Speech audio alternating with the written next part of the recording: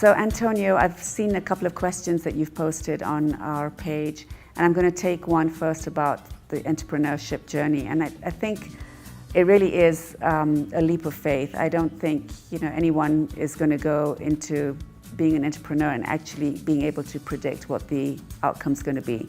So if one is risk averse, then it's probably not a good idea to being an entrepreneur, because it's an absolutely huge risk.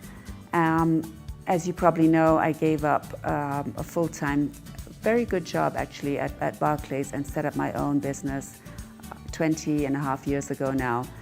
And I did it really because I wasn't going to grow within the job I had. I was not going to be a banker. I'm not a banker. And so I'd reached about the top that I was going to go in my job. And I set out my own business. And a lot of people really wondered what I was doing.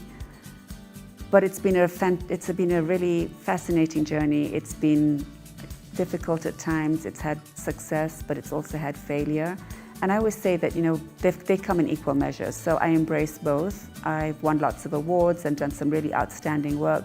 But I've also had really difficult times and difficult lessons. And I've been very lucky to have great mentors in my life. I always believe that, I want to have somebody that's been on this journey that I'm on and is able to sort of spend time with me and got me to anticipate what could happen, and giving me the worst case scenario sometimes, which can be really quite scary. But I think when one is choosing a mentor, one should choose somebody that is from a completely different field, because it gives you much more of a worldwide view. And when we spend too much time with people in our own industry, we're actually not learning that much. So the mentors I've had have been from all sorts of different industries, from telecoms to aviation to energy. And it's really been spending time with them that has helped me along my journey. Sometimes I think we can mistake entrepreneurship for leadership, and just because you've discovered this great idea and you're a disruptor in your field does not really make you a great leader. And so a lot of the time on my journey, I've spent time in doing leadership courses, reading lots of books on leadership, and spending time with good leaders, because I do think that entrepreneurs can have a great idea, and then they set up a business, and they're quite attracted by all the shiny things that their idea might bring them. But then they're building teams and they're scaling, and that really requires somebody to be a leader. So I think there's a big difference between being a leader and being an entrepreneur. And sometimes people say, see you as an entrepreneur and just assume you're a good leader.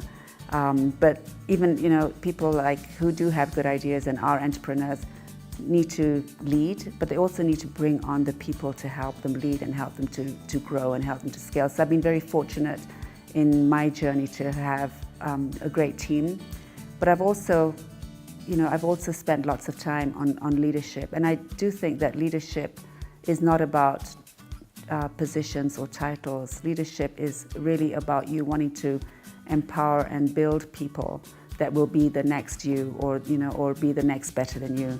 And so my entrepreneurship journey has really been, it's been rocky at times. I mean, sometimes people can look at you and say, oh wow, like everything's worked for her. And that's really not the case. Everything, I've had my own challenges, but I think what's really important is that we come through those journeys. We don't walk around them. You come through the fire, you don't walk around it, because I think once you come through it, you build muscle, you build leadership muscle. And I think what I would say to people that are wanting to be entrepreneurs is, do you have what it takes? Do you have grit? Because it really does require grit. It requires resilience. And I've spent many times in tears just because I didn't know where I was going to go or what I was going to do. I've had issues where I've had teams that worked with me that perhaps weren't the most loyal. But you know what? You just go through it and you actually learn, and the mistakes really build you.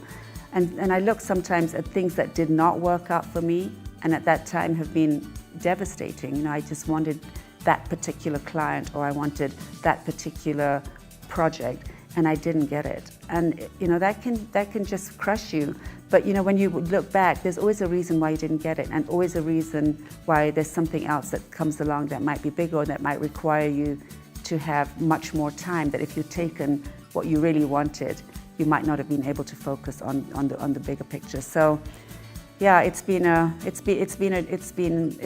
full of success. It's also been full of failure, and I just think, you know, they're like the weather. You know, it's like the sun and the rain. You can't have one without the other.